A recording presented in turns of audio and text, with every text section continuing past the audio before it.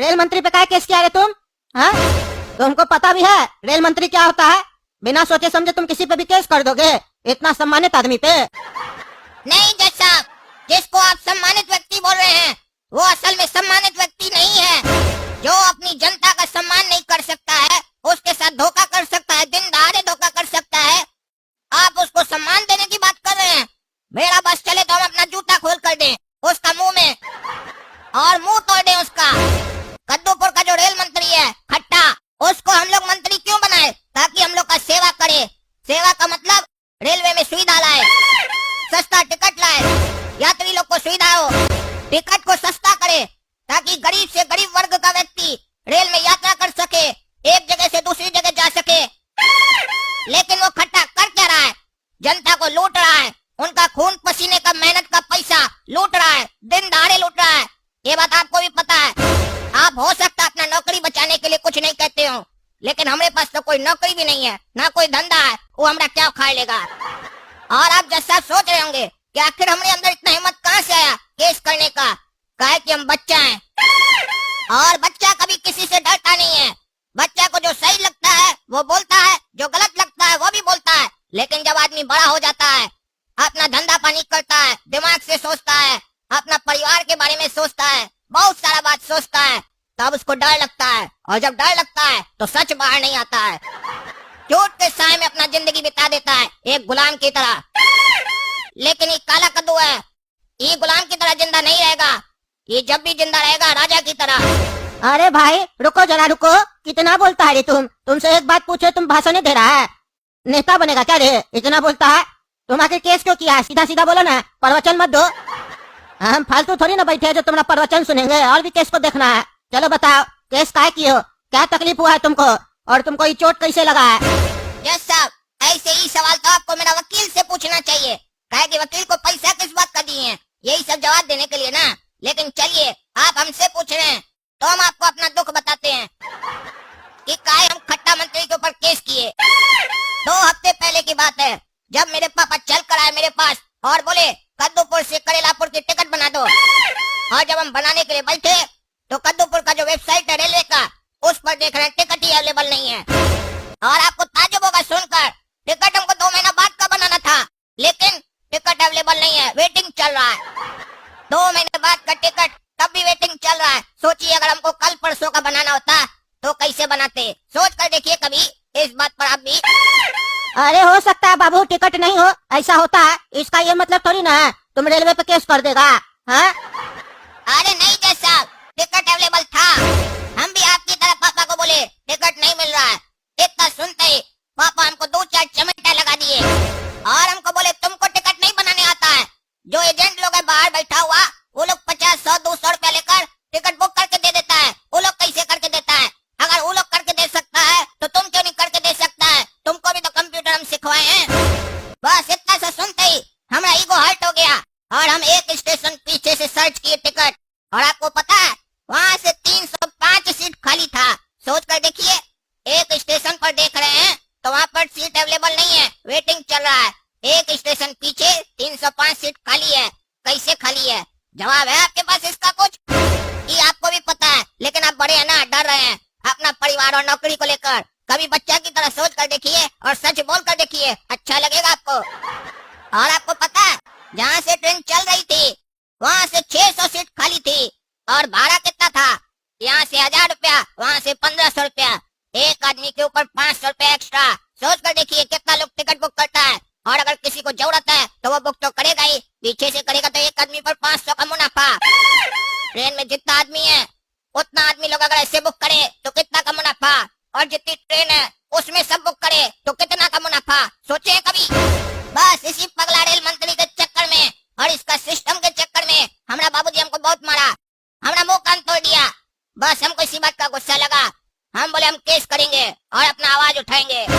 अरे बात तो तुम्हारा सही है, लेकिन ये बताओ जब तुम टिकट काट दिए तो तुम्हारा पापा तुमको और क्यों मारा? अरे जज साहब, हमारा बाबूजी इसलिए हमको मारा काहे कि वही टिकट को बुक करने में हम 200 रुपए एक्स्ट्रा दे दिए। एक स्टेशन पीछे से बनाए थे ना तो 200 एक्स्ट्रा लग गया, लेकिन वही टिकट बुक करने का एजेंट लोग 50-100 रुपए एक्स्ट्रा ले रहा था। तो बाबूजी बोले 100 रुपए हमारा एक्स्ट्रा गया, इसीलिए हमको बहुत मारे, 100 मुक्का मार दिया हमको। 1 रुपए के बदले में अरे बात तो तुम फतेह का बोला है बच्चा, हम तुम्हारे साथ है। क्यों मंत्री साहब, क्या चल रहा है रेलवे में? हैं? जनता को लूट रहे हैं आप? बताइए। हम भी काफी बार टिकट कटाए हैं, हमको भी टिकट नहीं मिलता है, हमेशा वेटिंग में दिखाता है। लेकिन हमको दिक्कत इसलिए नहीं होता है क्योंकि हमारे पास तो स्पेशल कोटा है ना। लेकिन हमारा रिश्तेदार लोग को काफी दिक्कत होता है जब वो हमारे यहाँ घूमने आता है। कहता है तत्काल में टिकट कटवाना पड़ता है, बार बार डबल पैसा लगता है। काहे हो ऐसा? हमारा रिश्तेदार से भी कंप्लेन किया है कई बार। कहता है तत्काल में टिकट कटाते हैं लेकिन ट्रेन पूरा खाली जाता है। तो वो सब सीट क्या करते हैं आप लोग? हैं? अपना मौगी के लिए रखते हैं? हैं? क्या चल रहा है? सही सही बताइए। तमाशा बना के रखे आप लोग कद्दूपुर में। क्या समझते हैं कानून अंधा है? वो पट्टी पहना है, अंधा नहीं है, दिखाई देता है, बस कुछ बोलता नहीं है क्योंकि कद्दूपुर का कानून ही वैसा है, बोल नहीं सकता है। लेकिन हम बोलेंगे क्योंकि हम ईमानदार जज है और सजा भी सुना देंगे। अब बताइए खड़े क्या है? देखिए जज साहब, हम इसीलिए शांत थे क्योंकि एक पढ़ा लिखा आदमी हमेशा शांत रहता है और नेता भी हमेशा शांत रहता है, सोच समझ के ही जवाब देता है।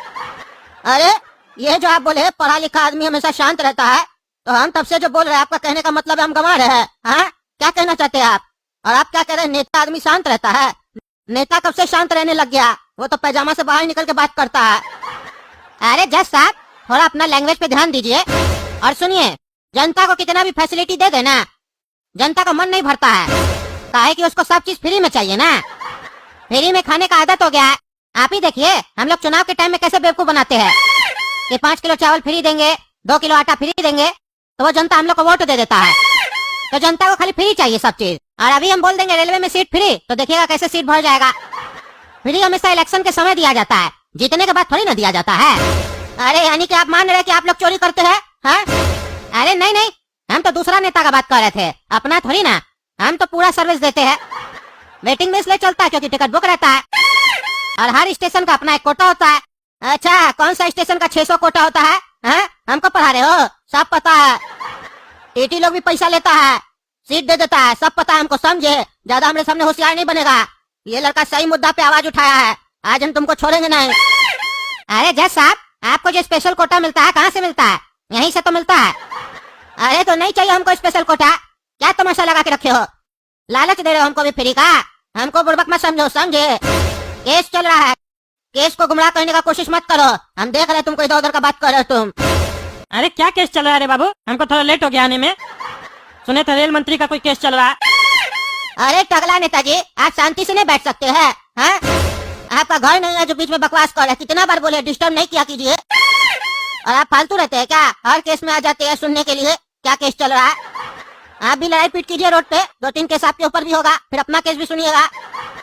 अरे जज साहब, रेल मंत्री के ऊपर केस हुआ था तभी हम आए, क्योंकि हम भी टगला नेता है, कद्दूपुर का मंत्री है। हमारा जिम्मेदारी बनता है, हमको पता हो कौन नेता के साथ क्या हो रहा है, इसीलिए हम आए। आखिर सुने तो ये क्या कर रहा है और क्या इसके ऊपर आरोप लगाया गया वो सही है कि गलत है?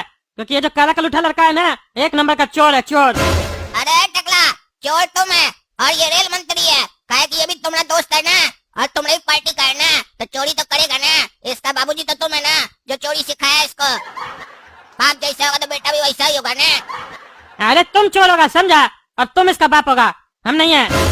अरे हाँ हाँ, आप ही फैसला कर दीजिए टगला नेताजी कि ये चोर है कि निर्दोष है, और आप ही सजा दे दीजिए। हमरा क्या जरूरत है यहाँ पे? अरे ऐसा नहीं है जज साहब, ये आपका काम है, आप ही कीजिए। हम तो खाली केस सुनने आए हैं। अरे सुनने आए तो सुनिए ना, बोल का रहे हैं? ज्यादा जबान चलता है आपका, शांति से रहिए। और आप बताइए मंत्री जी, आपको अपना सफाई में कुछ कहना है?